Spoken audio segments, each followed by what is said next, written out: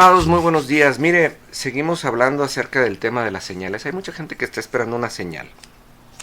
Jesús, cuando resucitó, se encontró con sus discípulos y les hizo una promesa. Les dijo, las mismas señales que yo hice ustedes harán y aún mayores. Y siempre todas esas promesas iban acompañadas de una condicionante, no una condición, sino una condicionante. Se dice, si ustedes creen en mí, que yo soy el Hijo de Dios.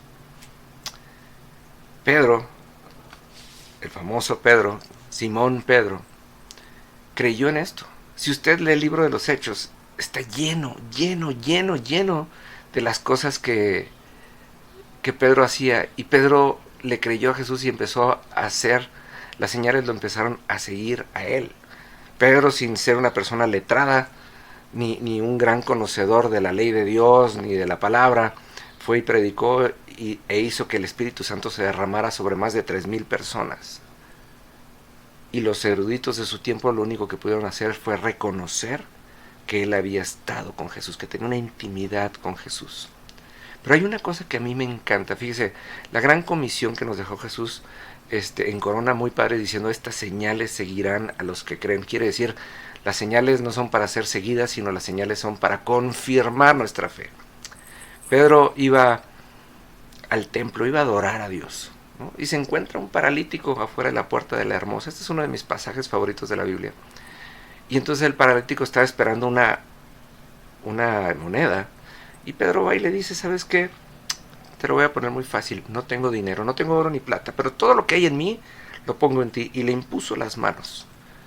Y en un instante el paralítico no solamente se levantó, sino que el paralítico hizo lo mismo que Pedro hacía. Se levantó y en vez de salir corriendo a decirle a su familia que ya podía caminar, se metió al templo y se metió a adorar.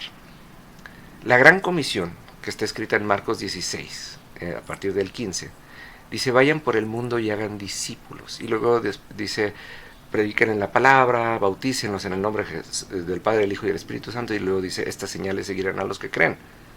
Pedro fue perseguido una señal, porque al momento de entregar todo lo que había en él, ¿sí?, hizo un discípulo, y este discípulo actuó de la misma manera que Pedro, y empezó la multiplicación de la fe.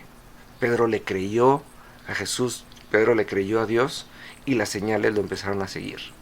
Y a lo mejor usted y yo no tendríamos que ir a andar levantando paralíticos por ahí, pero sí tenemos la responsabilidad, y sobre todo, más que la responsabilidad, la gran, impresionante oportunidad de que Dios se manifieste por medio de nosotros y que esta gran comisión se cumpla.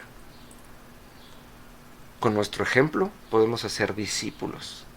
Nosotros tomando lo mucho o lo poco que conozcamos de la palabra, poniéndolo en práctica, y la gente nos va a seguir de manera automática. La palabra nos promete que la gente nos va a seguir si somos fieles, porque Dios pretende manifestarse por medio de nosotros. Así que, amados, ¿por qué no simplemente dejar de esperar señales y ser nosotros las señales, y que las señales del cielo nos persigan a nosotros? El que empecemos una multiplicación. La multiplicación no tiene que ser grande. Nosotros no tenemos que ser eruditos para formar eruditos. Nosotros tenemos que ser y comportarnos como hijos, de acuerdo a lo que promete la palabra, para que formemos a otros hijos. Así de fácil. Tenemos que entender que Dios nos llamó y Él ya lo hizo todo. Nosotros lo único que tenemos que hacer es ponerlo en práctica. Por eso dice la Biblia, la fe es la certeza de lo que se espera y la convicción de lo que no se ve. Lo que esperamos y lo que no vemos es el cumplimiento de la palabra. Y luego dice, en el versículo 6 de Hebreos 11, dice, sin fe es imposible agradar a Dios. O sea, sin creerle a Dios es imposible ser agradables delante de los hijos de Dios. Eso lo dijo incluso el mismo Moisés. Esto está en Éxodo 33:16. Le decía, Señor, ¿cómo se sabrá que somos agradables delante de ti, tu pueblo? Yo les estaba diciendo, Señor, si nosotros te creemos a ti, ¿cómo se sabrá si tu presencia no es la respuesta a nuestra fe? A que nos aferramos a creer lo que sabemos de ti. ¿Y por qué?